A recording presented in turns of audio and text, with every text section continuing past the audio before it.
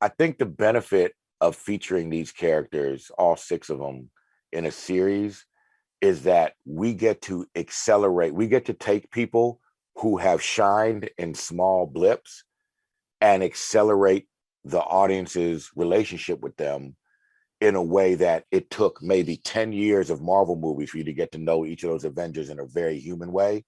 We're doing that in 6 hours straight. And it builds I think it's going to build a very intense bond and very intense relationship between the fans and these characters.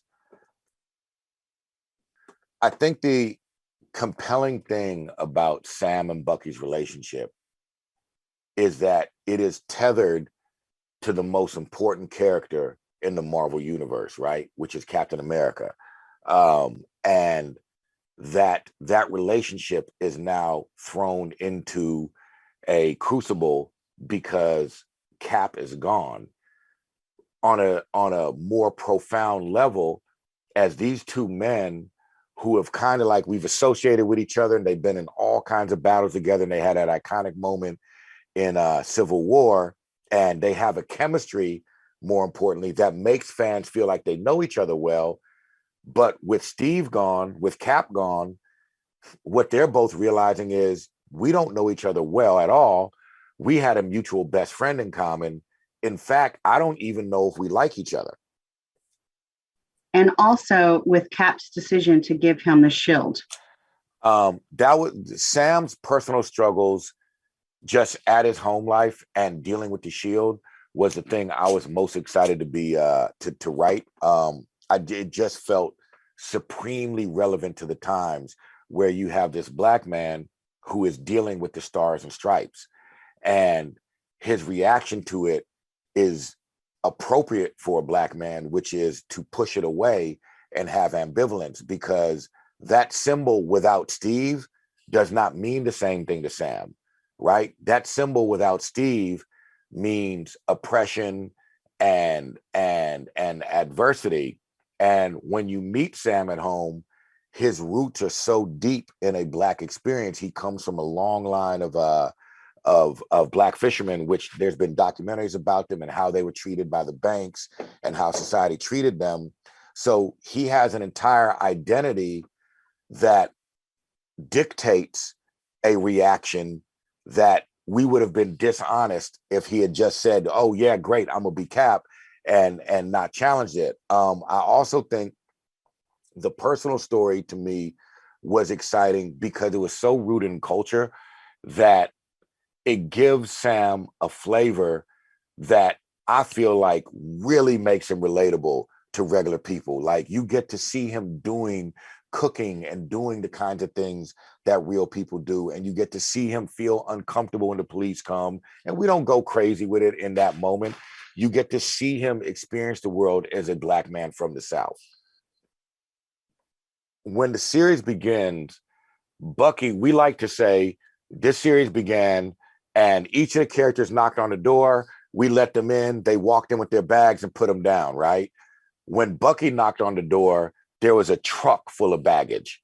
And that baggage has accumulated in all these Marvel movies and with all this Marvel mythology of a man who's been manipulated. He's 106 years old. And because he's been manipulated, he doesn't belong to any given era, least of all this era. He's killed so many people. And the fact that he remembers every one of the murders makes him believe a part of himself was the Winter Soldier.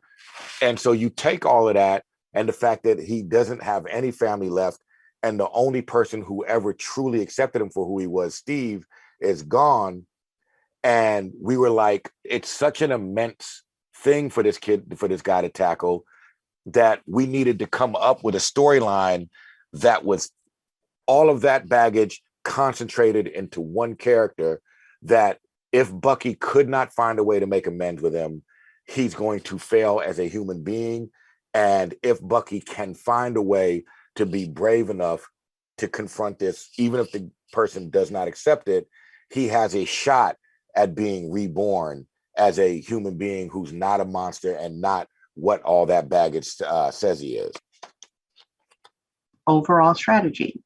The the chemistry that Sebastian and Anthony, or Sam and Bucky, have was there's a moment everybody who's a Marvel fan remembers in Civil War when the two of them are in the car. Can you move the seat forward? No, I hate. And in 12 seconds, everybody knew, from Kevin Feige to fans all around the world, that these two had something special. And it's crazy to think that in 12 seconds, what these two men were able to do was so electric that everybody who worked on this project knew exactly what the tone had to be, because it's just something that's sort of it's transcendent what those two guys have together, and it dictated everything moving forward. And the buddy cop, I think one of the great things about the history of sort of buddy two-handers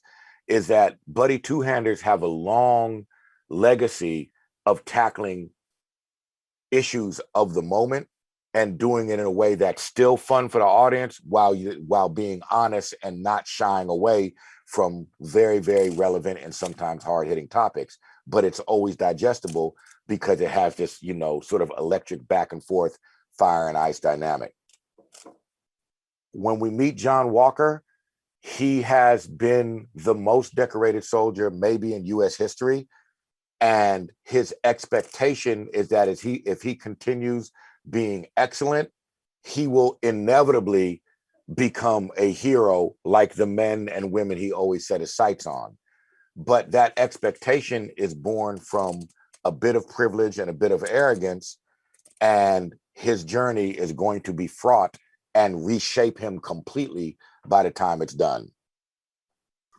When we meet Sharon Carter, the funnest thing to do was to go back, watch Civil War, and imagine what this woman has had to do to survive all these years.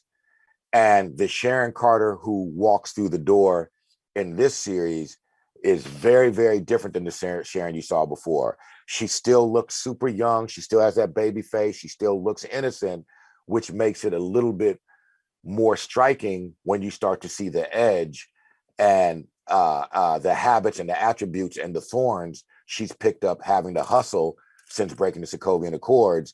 And I think the best way to describe it is Sharon in this series is very, very grown up and very, very complicated. When we meet Zemo, I don't know if we can say where he's at. Well, we know where he's at, literally. He's in prison, and he's been in a capsule, and he's still unsatisfied with the fact that heroes levitated his city, slammed it into his country, and killed his family and everyone else, right? And he's been unable to pursue what he believes is his life mission, which is to dispatch heroes, because in his mind, hero is the same as supremacy. And there's no room for supremacists on this planet. So Zemo would tell you, I'm the real hero in this series because I'm getting rid of the kind of people who do more damage than they do good.